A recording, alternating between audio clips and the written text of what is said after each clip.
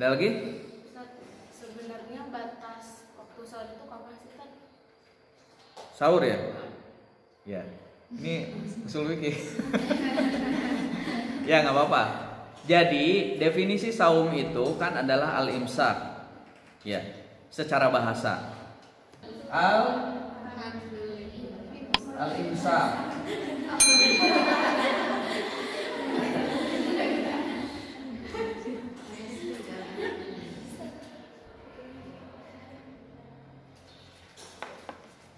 Ini definisi saum secara bahasa itu al-imsak. Al-imsak itu menahan atau menjaga.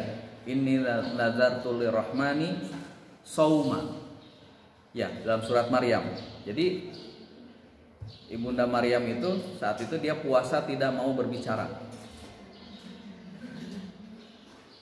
Nah, definisi secara istilahnya al-imsak anil muftirat min tulu'il fajri ila ghurubisy syamsi. Menjaga atau menahan dari seluruh yang membatalkan puasa dari mulai terbit fajar subuh sampai terbenam matahari maghrib. Nah, di Indonesia ada istilah imsak. Ya. Ada istilah imsak kan di Indonesia kan? Ya, sebenarnya itu inisiatif atau ijtihadnya ulama-ulama Indonesia. Karena di negara-negara yang lain yang saya tahu tidak ada istilah imsak. Karena definisinya sudah jelas bahwa saum itu mulai dari min tulu'il fajri subuh, berarti azan subuh, ila ghurubisy syams sampai maghrib. Gitu. Nah, imsak yang ada di Indonesia itu lebih kepada kehati-hatian supaya misalkan 5 menit sebelum subuh atau 10 menit sebelum subuh aktivitas makan sahur kita sudah selesai. Jadi jangan sampai pas sudah Allahu Akbar di mulut kita masih ada bala-bala, masih ada kurma, masih ada apa segala macam kita belum minum sementara sudah azan. Kalau dilanjutkan berarti puasa kita batal hari itu karena sudah azan. Sudah azan subuh berarti harus dikeluarkan, tapi kita belum minum. Nah, itulah diantara hikmah kenapa di Indonesia ada istilah imsak. Jadi kalau misalkan bangun kesiangan, misalkan suka ada aja ya. Ini pengalaman saya pribadi gitu. Kalau dalam sebulan tuh suka ada kesiangan gitu.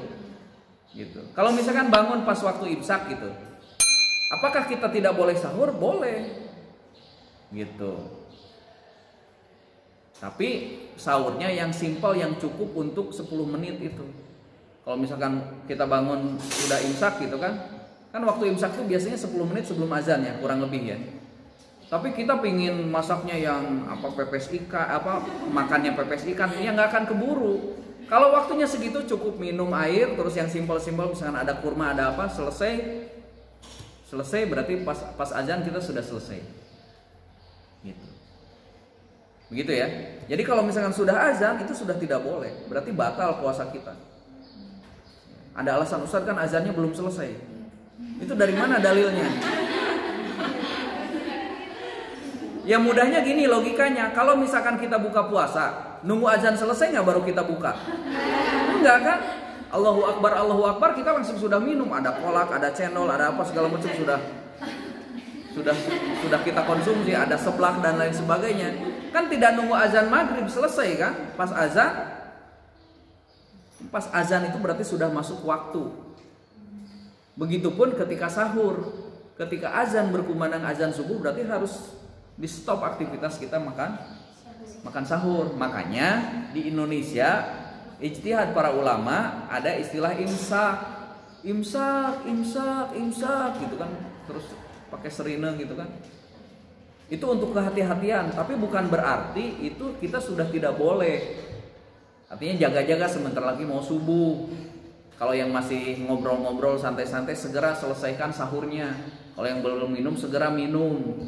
Kalau yang misalkan mau minum suplemen atau apa segera nanti sebelum azan subuh. Gitu.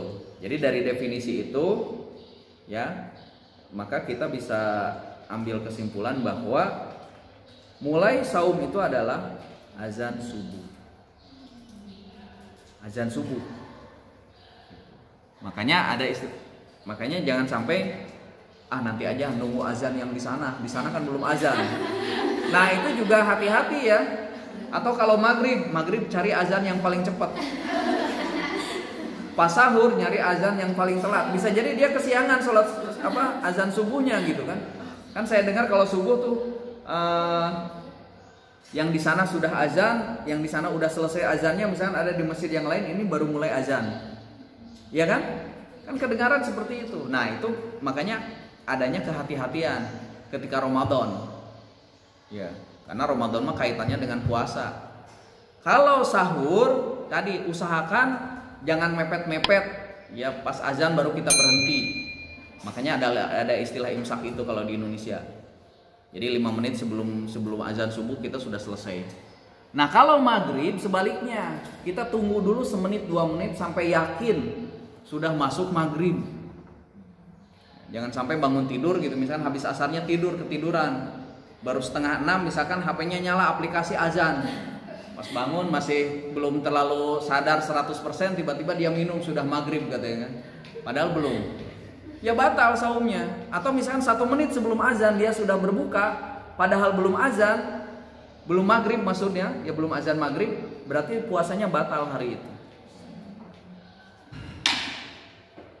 Kalau perempuan bisa misalkan 1 menit sebelum maghrib keluar darah haid, maka batal puasanya hari itu. Sedih ya. Ya memang seperti itu. Iya. Atau misalkan wanita haid pas azan subuh dia bersih, maka dia wajib saum hari itu walaupun dia belum sempat mandi junub, mandi janabah. Tapi kalau misalkan ketahuan bahwa pas azan subuh dia bersih, maka dia wajib puasa hari itu walaupun belum sempat mandi. Nggak apa-apa. Gitu.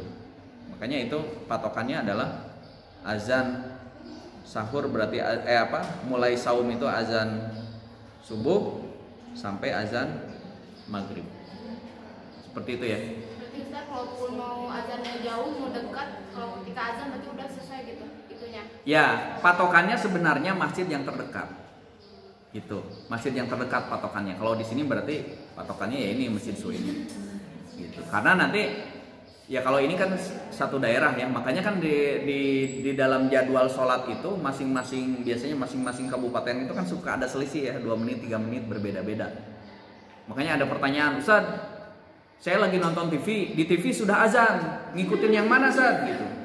Kan kalau di TV itu biasanya azan daerah Jakarta dan sekitarnya, sementara kita di Subang beda. Ya itu tadi nyari yang azan, yang kalau yang maghrib nyari yang cepat, yang subuh nyari yang lambat. Nah itu hati-hati. Kalau TV itu biasanya kan suka ada keterangan ya untuk wilayah DKI dan sekitarnya. Sementara kita di Subang pasti beda. Jadi patokannya adalah yang terdekat dengan tempat kita.